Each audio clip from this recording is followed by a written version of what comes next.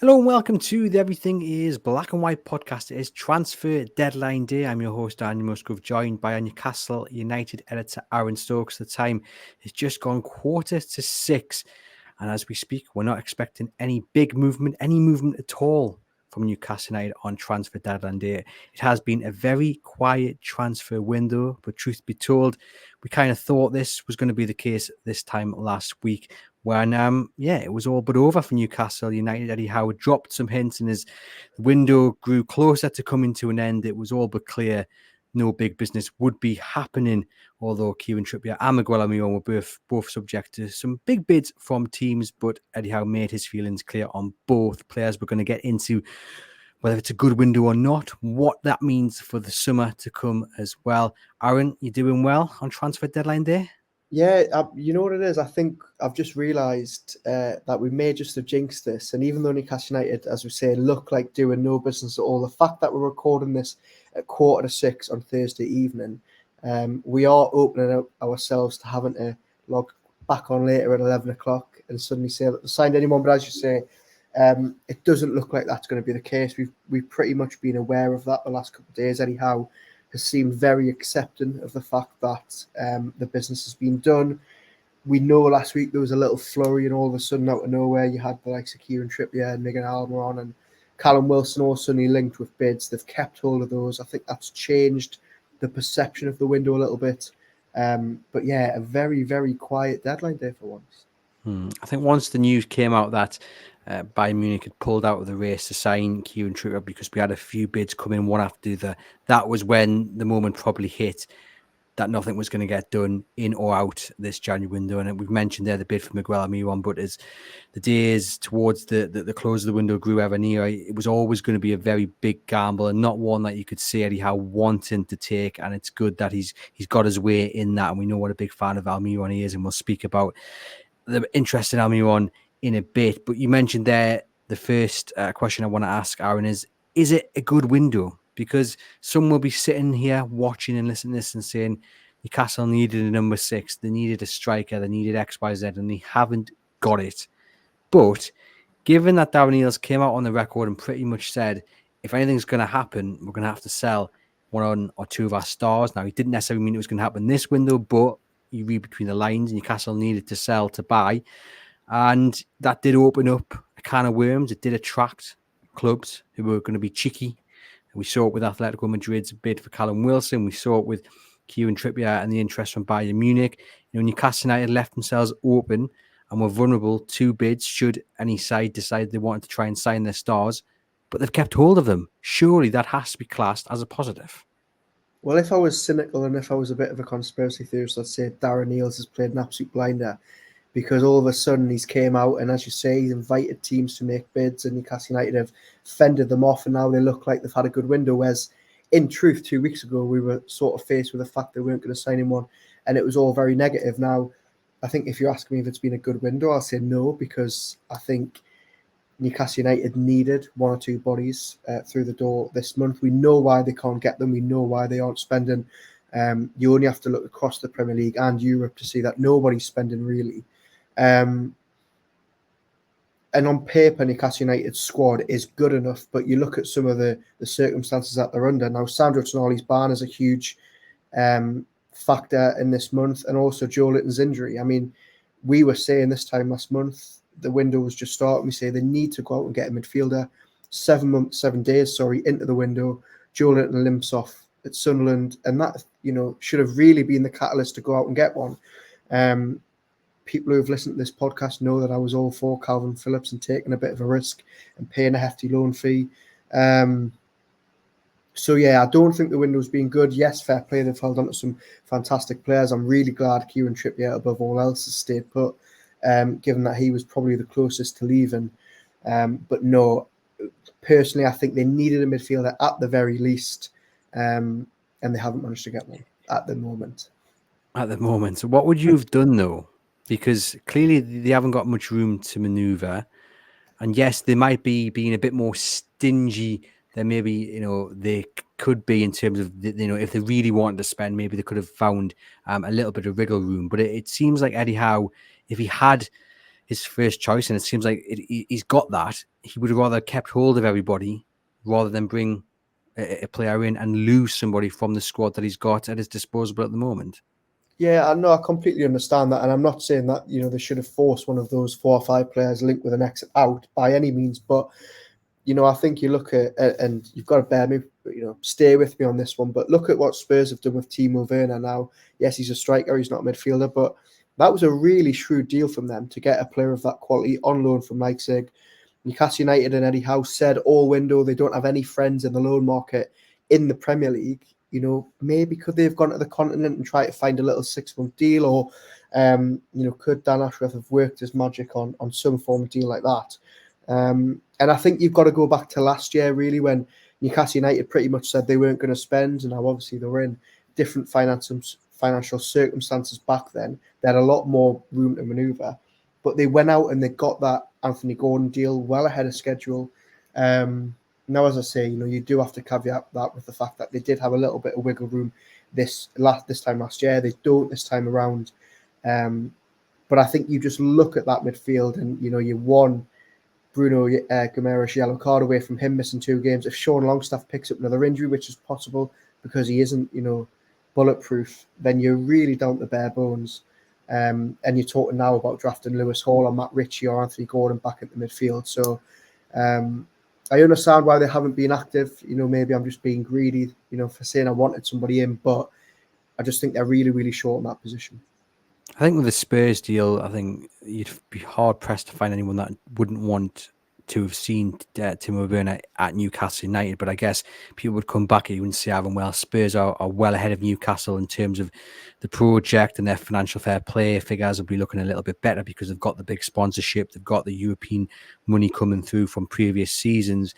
Who have Spurs let go to allow that deal to happen? They probably didn't need to let anyone go to let that deal happen. So that's where a bit of the difference is. But yes, there will be questions to how particularly Spurs keep getting these class loan deals. Newcastle don't seem to be able to sort anything out. And I think on the question whether it's been a good window, I think it's all about balance. When you look at the answer to that question, you have to take into consideration what Downhill came out and said. You have to take into consideration the constraints in which Newcastle are working under. And then you do have to ask the question, if it came to selling Kieran Trippier or Miguel Almiron and bringing in Calvin Phillips on loan, is that really an improvement to the squad? And it's that kind of balance and that kind of thought you have to put into the answer, I think. Not 100%. And please don't think it's just me as simple as saying I wanted a player in. They should have done it by hook or by crook. And as I've said, you only have to look around the Premier League to see that everybody is now a little bit cautious of spending. Arsenal haven't spent, even though they really need a striker. Manchester United could really have done with a replacement for Anthony Martial. They haven't gone out and get it. Chelsea, who have spent at will the last 3 windows, are now, keeping their powder dry. So, and also you've got to understand that Newcastle United in the summer, especially under this new ownership, have really, really attacked these windows. First time around, with the likes of Isaac and Nick Pope, and then obviously in the summer with Tonali and Livramento, and 120 million in total spent. So you also have to factor in the fact that they're going to have a lot of the Champions League revenue in the next 12 months. They are, of course, going to have a lot of TV money yet again. I wouldn't be surprised if players moved on in the summer. They've got the Adidas deal on horizon as well. Things will get better. Now, Newcastle United they've increased their revenue from 70 million to 250 million, but they're still miles off, the likes of Manchester City, who are posting 600, 700 million in terms of money in. So they'll get there. Got to remember that they're only 2 years into the project, and they've done fantastically well in recent windows. I just think you look at where the squad is now, the injuries they've had, the positions they're lacking in, and I think that's the only reason why I'm saying it's a bit of a negative. Definitely, in an ideal world, they would have brought in a number 6 and another striker for me. But I think you just have to be accepting of the position they find themselves in, and what they're hoping on as well. They're hoping on the return of Joe Willock, Harvey Barnes, etc., in the next few weeks, and then Newcastle continuing the good run of form they've had over the last few games. That's what they're aiming for. It is a bit of a gamble, though, isn't it? Because Newcastle United's luck with injuries this season has been nothing short of a nightmare. I mean, Alexander Isak, the prime example, going off against Aston Villa. We're told it's not too serious. Now, we are recording this before Eddie Howe's press conference on Friday. Not that that matters, because Eddie Howe will say one thing and, goodness knows something else will happen with Alexander Isak. With all due respect to Eddie Howe, he's allowed to do that. But he could be missing for weeks. We just don't know at this stage. And if, at least on Saturday, it looks like it will be Anthony Gordon up top, you would imagine, which is I think, an advantage to Luton, because Gordon is best out on the left. There are holes in the squad. There definitely are. But it just reaffirms where Newcastle United are on the stage of this project. They just haven't got the money to spend. Yeah, absolutely. And just to bring up our favourite topic of the third striker debate, I'm ready for Anthony Gordon to score the hat-trick on Saturday, which finally proves my point that he is an adequate third-choice striker. But that is a debate again for another day.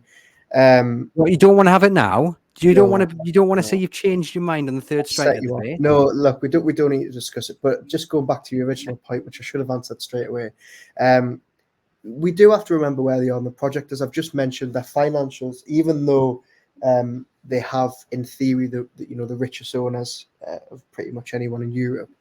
These new PSR rules, which are changing, by the way, from the start of next season, have really hampered clubs like Newcastle in terms of, well, hampered them. We will say other clubs will look at, they're trying to make it fair, but it's clear something needs to change. Newcastle United have got this money that they want to spend, and hopefully in the coming season they'll be able to spend it. But as I say, in 2 years' time, if we're still doing this podcast, we will be talking about a completely different Newcastle United who have dramatically improved their revenue off the pitch. They'll have a lot more commercial deals. They'll have extra sponsors. We might even be talking about, Aramco at St James's Park. All of these things which will massively benefit Newcastle United and aid them to do a lot more things in the transfer market.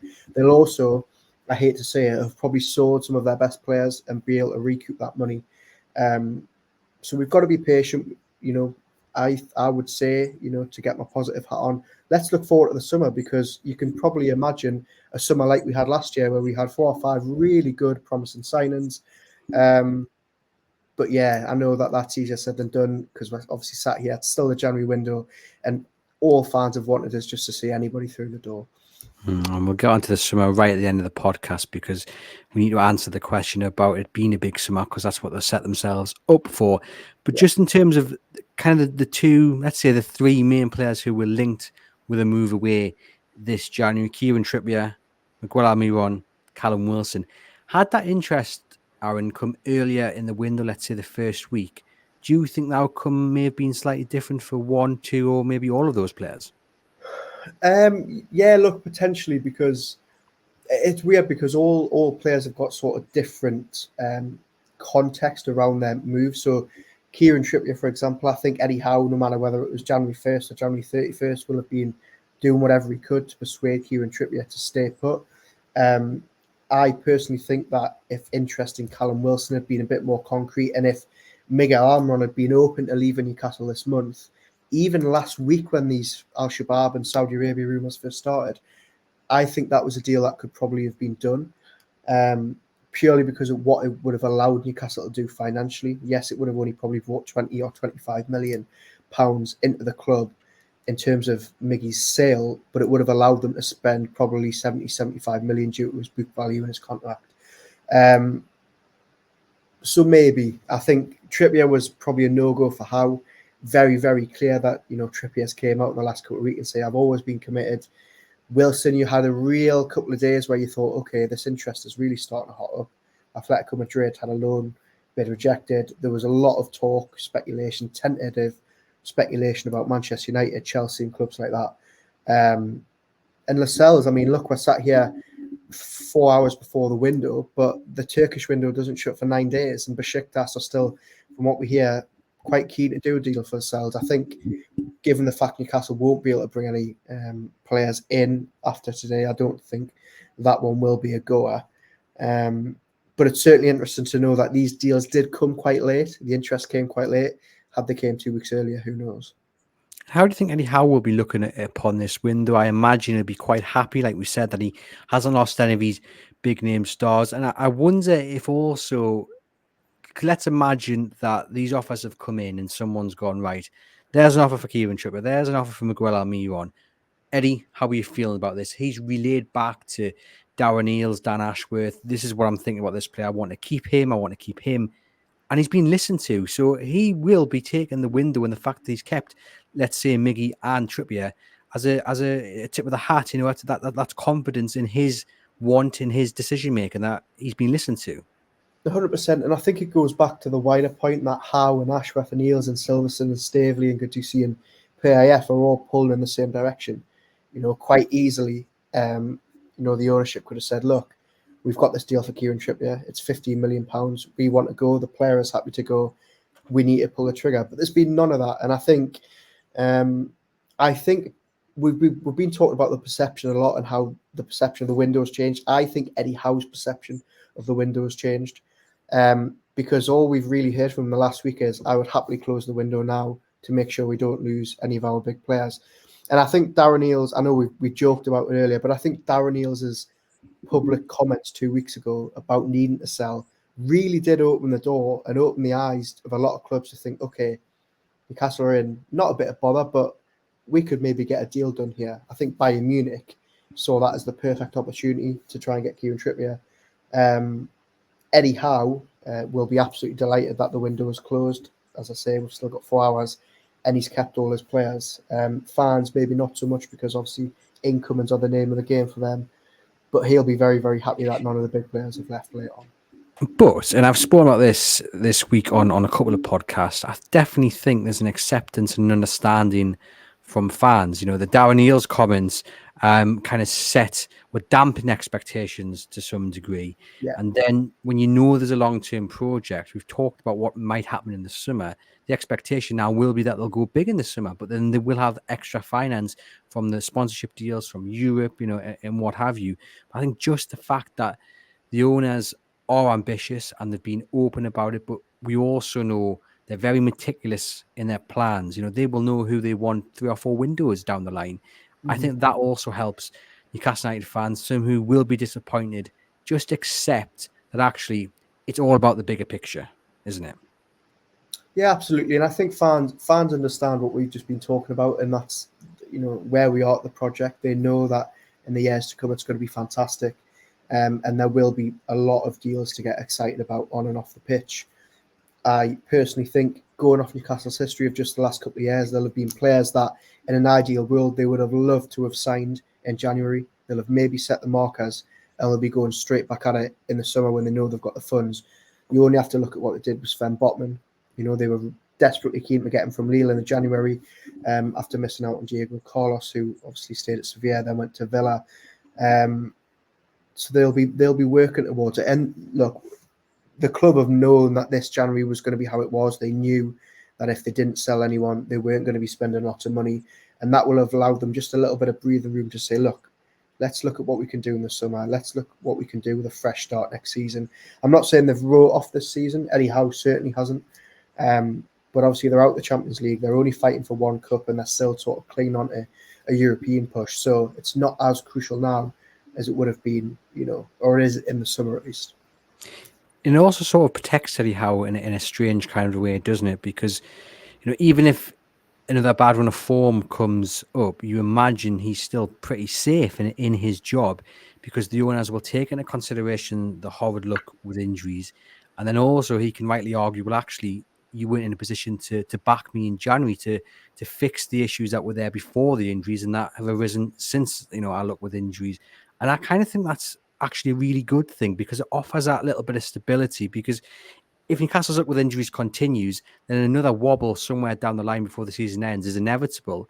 But I think the players and Eddie Howe will value knowing that he's pretty much, I don't want to use the word untouchable, but that there's a way through to the end of the season where he kind of gets a clean slate in the summer. They'll back him, and then hopefully we're back to what we saw last season, Newcastle top 4 Champions League. Yeah, absolutely. I think it goes back to what you said about Eales' comments, and that it sort of tempered expectations a bit. One, in terms of January, but also for the rest of the season. Okay, look, we can't spend now. If we fall away this season, we know that it's down to injuries. And a lot of people from the outside as well, not just Newcastle fans, have rightly pointed out Newcastle have been absolutely devastated by injuries. Now, let's say they had the ability to go out and spend 80 million in January, and they did do so. that injury excuse sort of becomes null and void because you've got the outsiders saying, well, hang on, you can't complain about this and that when you've just spent, more than the Premier League combined in that winter window. So it does give Eddie Howe a little bit more stability. I think obviously he's already got so much credit in the bank anyway. That, as you say, I don't think he's untouchable, but he's very, very close to it in the eyes of at least the minority owners. So, yeah, it'll be interesting now to see how and if they can change their look with injuries. They've hired a new physio today from Leicester. So, yeah, they need a bit of luck. They need to get players back. They need players to stay fit. But as you say, Eddie Howe always said they would wait late in the window to do incomes because he was really confident they would get players back. We've obviously seen Jacob Murphy come back. We've got Harvey Barnes on the cusp. Callum Wilson's close. Willock and Anderson both close. Touch wood, and I'm really touching this wood. They're turning a corner now.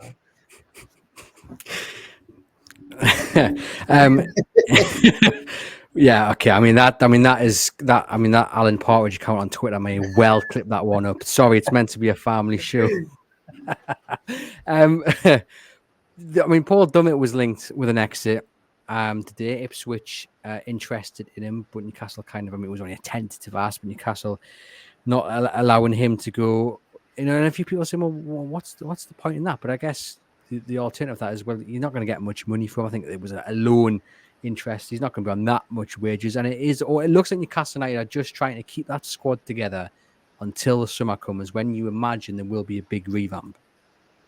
Yeah, absolutely. I think Eddie Howe's spoken a lot about wanting to keep Trippier and Wilson in the cells and whatnot, but you're absolutely right that he's wanted to keep these sort of fringe players, to call them that, in the squad as well. With Paul Dummett personally, I think, Ipswich or any other club, if they came in from knowing a bit about Paul Dummett and how much he loves Newcastle United, even when he's not playing, I think it would have taken a huge offer for him to jump ship at this point in time. It was only a couple of months ago he was getting drafted into the team and playing in big games. He'll be thinking that could quite easily happen again. I'm personally very, very glad to see him stay. I think it would have been a real shame to lose him at this stage of the season and at this stage of his Newcastle career, especially given how well he's done this season. So, yeah, a little bit of interest as well in Lascelles, as we've touched on, from Besiktas. He looks like he will stay as well.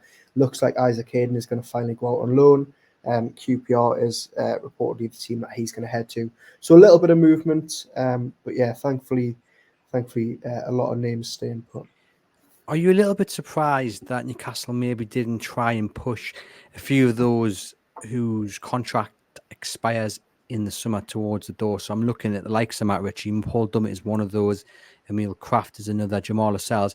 Just in terms of, if you're not going to give them a new deal, and we are getting pretty close to the line here. Obviously there's still 6 months or 7 months or so, and they may well get a new deal. But you would think that if there are those new deals, may have already been sorted, sort of thing. Are you surprised that?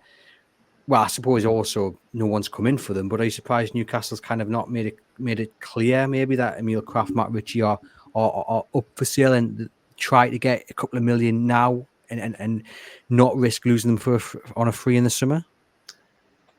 Not really. The fees we'd be talking about here are so minimal, I don't think it would make a difference. And I think more importantly to Eddie Howe is, yes, Emil Kraft, Paul Dummett, Matt Ritchie are fringe players in this Newcastle squad, but they've been, probably all three of them, been in more matchday squads this season than not, given how short Newcastle have been. So I think Eddie Howe, whether it was Kieran Trippier and Alexander Isak or Paul Dummett and Matt Ritchie, all respect to them, I think he wanted to keep the entire group together. Now, Manquillo obviously left early in the window. He's probably in the same bracket as some of those players, but he's had his real struggles with injuries, and there was always that agreement to him that if a club in Spain came from, they wouldn't stand in his way.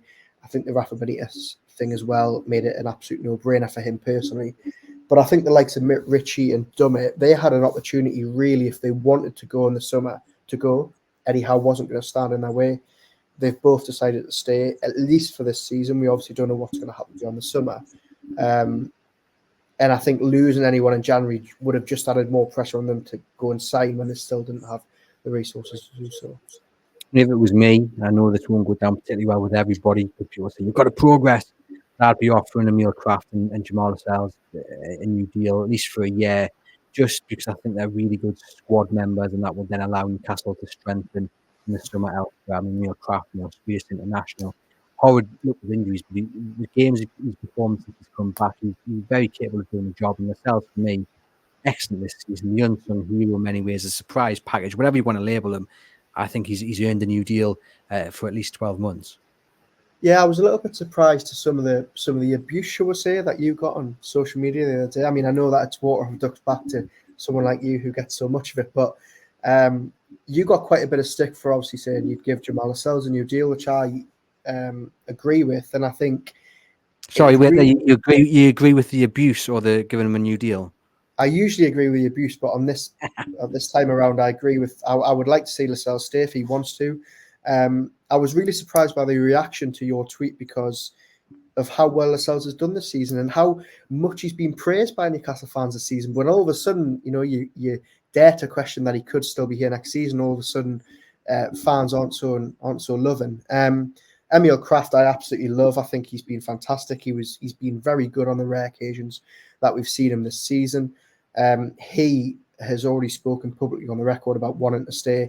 I completely understand that there'll be people screaming at the screens now saying we need to progress, we need to move these players on eventually, and they will. But I don't think there's any harm if the players want to, like Lascelles, like Kraft, keeping these dressing room players around, experienced.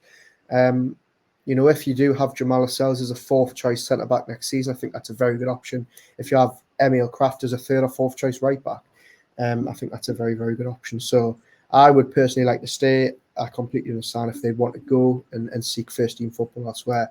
But I was a little bit surprised by the reaction to that tweet you put out. Yeah, I took it and then I wrote an article about it. Did a YouTube video as well about it, and it was all just about prioritizing where the spend is. It didn't bother you.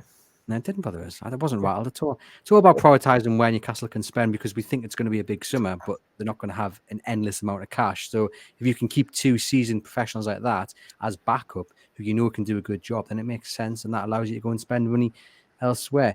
You mentioned about players that Newcastle maybe wanted to sign, Aaron. There'll be a list of players that fans thought they should have signed, but you also mentioned the fact that very few clubs are doing business. We've seen Calvin Phillips go to West Ham.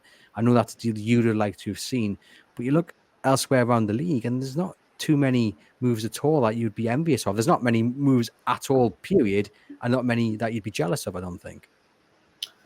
No, absolutely. As I mentioned earlier in the show, you've got the likes of Arsenal and Manchester United and Chelsea really point blank refusing to spend. Tottenham have done a little bit of business. I would have personally loved Timo Werner. I know he's got his haters given his time at Chelsea, but I think he would have been a really good asset. They've obviously also went out and signed Dragosan from the name of the team escapes me, but they've obviously went and signed out a very, very highly rated centre-back who Newcastle were actually in talks with earlier in the season.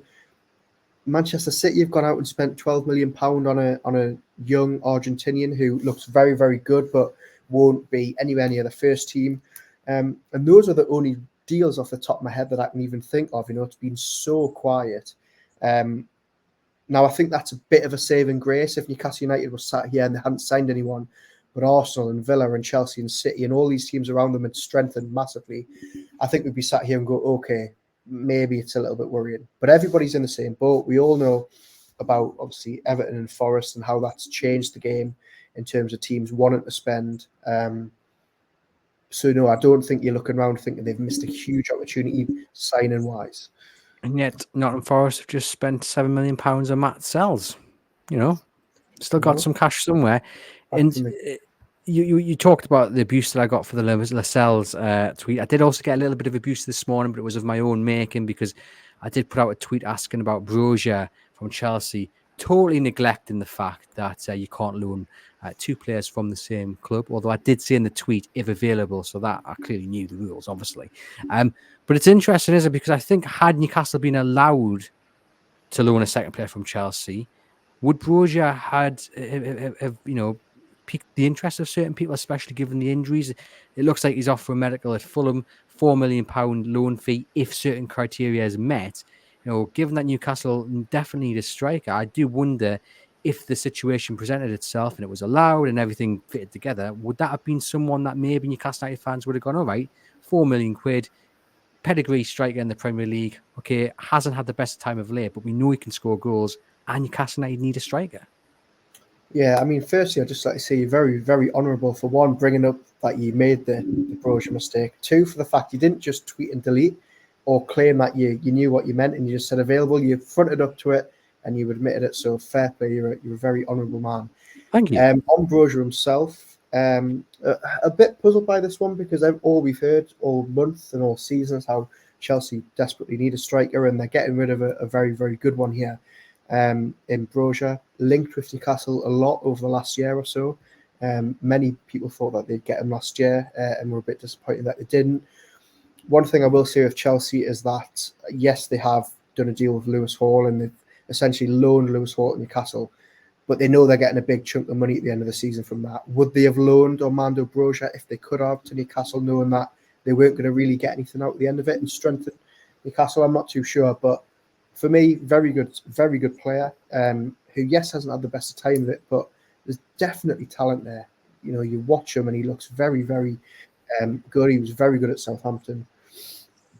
So yeah, if the opportunity presented itself, especially given Isak and Wilson's struggles of late, I think it would have been a good deal for them. You say that though, but I mean, Fulham 25 points, Chelsea 31. So it's not exactly like Chelsea are loaning Broja to a team who aren't right on their coattails, and it doesn't appear that there's going to be any fee at the end of the deal either. So who knows? Maybe they would have done Newcastle United a favour if indeed it was doable. I mean, would you have sent Lewis Hall back and brought Broja in instead if that was on the table? No, I don't think so. I really like Lewis Hall. I think he's been done a bit of a disservice. I'm itching for him to get more minutes, and I think in time he will come good. So no, I wouldn't be sending him back. There has been an arrival. We knew this one was coming though. Alfie Harrison, 18-year-old, signed for Manchester City. Big things expected of him. Are you excited about that one, Aaron? Yeah, looks very, very talented. Bearing in mind, I've only seen a couple of YouTube clips, as I'm sure Newcastle United fans have, but for an 18-year-old, he seems to have done very, very well in Manchester City's youth ranks. He was called up to the senior side in November to train with the Manchester City first team before their Champions League game with young boys. And the Manchester Evening News today reporting that City have included a sell-on clause in the deal, which could see them pocket a tidy profit in the future should he move on. A lot of people seem to be a bit unhappy that he's only signed a deal until 2026. I suspect that there will be an option in that to extend it to 2027 or beyond that. But again, I feel like I'm repeating the same thing here every week or every time we have a podcast, but just goes to show they're really, really keen to strengthen this academy setup. They've signed some really talented players. And the fact that they've went to Manchester City, a player who's, caught the eye of Pep Guardiola and said, look, we can offer you a better route to the first team here, and he's jumped ship. By the way, this lad's been at Manchester City since the age of 9. It's a huge, huge coup. And yeah, I'm looking forward to seeing what he could do the next couple of years. Given Newcastle's time of it with injuries of late, he might get an opportunity sooner rather than later. But yeah, great signing, great to see them really planning for the future. Now, like we said, Aaron, we are recording this. Well, we started recording at 6:15, now 6:20. We don't expect anything to happen at all, do we? We're recording this now because we expect it to be closed shop. I expected it to be a closed shop gone Friday or Saturday last week. So that's it, isn't it? Done and dusted. Well, we've done it at 6 o'clock in the hope we can jinx it and spring Newcastle into life so that we get caught out. But no, as you say, we've pretty much been expecting this for days, if not a couple of weeks. We always knew that once the doors sort of got closed in recent days and Eddie Howe started coming out and talking about Trippier staying, then Wilson staying. Then the other day, after Aston Villa, he was very, very confident that Miguel Almiron was staying. You sort of got the idea that nothing else was going to happen. We don't, as you say, think anything is, unfortunately. But never say never with Newcastle United. Never say never. And at least the Miguel Almiron fan club can stay open for a wee bit longer. And after that performance against Aston Villa, it's a good job it can do. Now, final question. You grimaced there. Are you not? Yeah, because I sorry, I don't want to throw you under the bus here, but somebody must have clipped up the fact that you resigned as the Miggy fan club, and all of a sudden you're back. you're a real turncoat because you started the fan club. You should have been there thick and thin, and you handed the keys over a couple of months ago, and now you're back on the winning Whoa. train. I've just called you an honourable man, but I might have to take that back.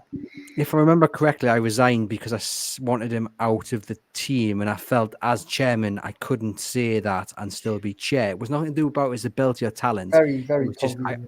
I had to resign in order to say that he should be dropped. But he certainly won't be dropped for the game against Luton. Now, final question: the non-action in this window, for whatever reason it's happened, and like we say, we understand it from a fan's point of view. Downhiel's came out and kind of set it up. It does set them up, though, for what has to be a huge summer, doesn't it? Yes, Or does you would it? hope so. Yeah, I think it does.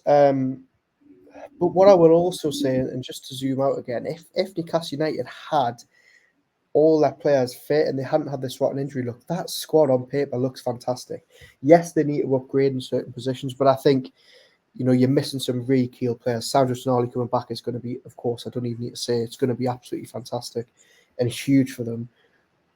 But I think in the summer, what we will see is a bit more of that rebuild. I think we'll see maybe not a midfielder even come in because they're going to have a couple back by then, but I think maybe we'll see another winger brought in. We'll see little bit of a change up front, and maybe Wilson does take the decision to move on. I think we might see another improvement at left back. There's been talk before Nick Pope got injured that maybe it was time to, get a new goalkeeper in. So I think come the summer, there'll be a lot of positions that fans want to see improvement in. I think we'll start to see Newcastle move some of these players on as well so that they can keep recycling those funds and they're not relying solely on, the revenue. You've got to remember they've sold so few players compared to how much they've spent. They've spent nearly 400 million across the last 4 windows. The only real sales of note have been Alan St-Maximin and Chris Wood and players like that. So it does set them up for a big summer. You've got to hope now, as I say, they have a bit more luck with injuries. They finish really strongly. I think that win on Tuesday was huge in terms of getting them back in the hunt for a European finish. Have a good go at the Cup, and then hopefully spend again in the summer. But knowing this ownership, you've got no doubts they will spend in the summer. If they've got the resources to do it, which we think they will go out and spend. They've proven time and time again they will improve the team at every opportunity. It's just a shame we've got to wait 5 months until we can get excited about it. Yes, indeed. I'm intrigued about this one. Out of 10, how were you rating this window? Well, I remember when we did this podcast at 11 o'clock on deadline day in the summer, and I remember giving it a 9 out of 10, and it always stuck with me because then a couple of weeks later, when they'd lost pretty much every game, and Lewis Hall wasn't getting a game, and Tino wasn't getting a game, I was thinking, was that too positive? Now,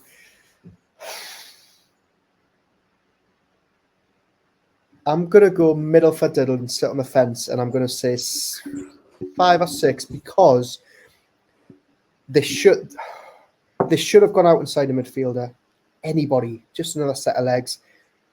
So it should be low, but they've kept all the key players. Trippier staying's huge. I'm going to say no. I'll go 6. Is that too harsh? No, not 6. You go 6. Aaron Stokes sitting on the fence. Who would have thought? I mean, you say they should have gone and signed a midfielder, but they just clearly haven't got the funds to do so. I know. What's sat here. Am I saying they should have gone out and signed someone? I completely understand why they haven't, and why they've kept it. Why they've kept their funds for the summer and why they haven't. Do you think if a real deal came up like the Anthony Gordon one last January, then we'd be sitting here and they would have signed that player? I mean, if they really wanted to, do you think they could have gone and done so? No. And this is again why I don't want it to look like I'm being really harsh. They couldn't have done it this month without incomings. But I just think, go out and try and find someone on loan. Go out and try and, work your magic a bit so that, just get someone through the door. But maybe they can't even afford the £7 million loan fee for Calvin Phillips. Look, everybody knows my thoughts on Calvin Phillips. It would have been a risky deal, but I think at 6-7 million, it would have been. I think it would have been a goer. I also understand that West Ham are paying a bulk of his wages, which are about £130,000 a week. That is not easy when you're paying Sandro Tonali, around those figures anyway.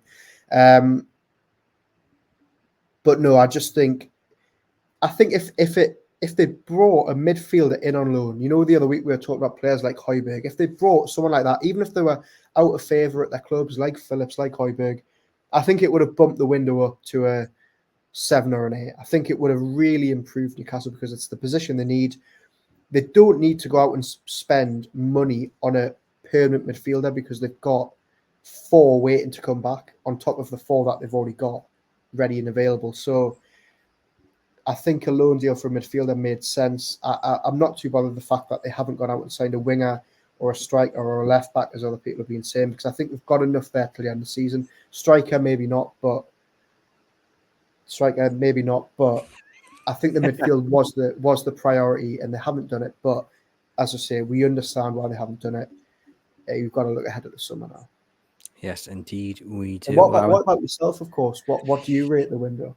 Do you know, for all the grief I've just given you out sitting on the fence, I don't think 6 is that bad of a mark, because I don't think you can overly go in celebrating, you know, with the party poppers and all that. But also, I think, given what we know of their situation financially, not losing any of their big stars, you know, their squad hasn't been weakened, although it wasn't in the strongest position in the first place because of the injuries and suspension of Tonali, but at least it hasn't been weakened.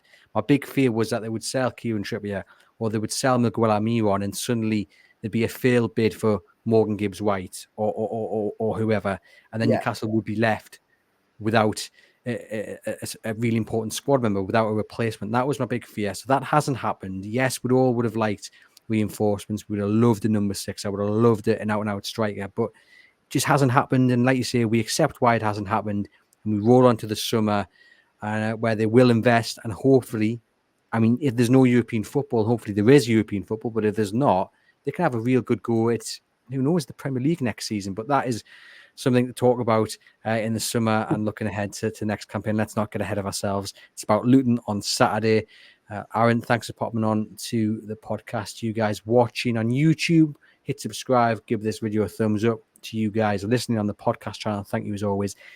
Give us a rating and review, really helps get the show to a wider audience. We appreciate your support. Head over to chroniclelive.co.uk, where the transfer deadline day live blog will be still running right up until the close of the window. Who knows? We might have to put a signing in there that we didn't know was going to happen, but we're confident, unfortunately, nothing will happen. But still, pop over there for the best analysis and opinion. Thank you very much for tuning in. For myself and Aaron, we'll see you guys very soon.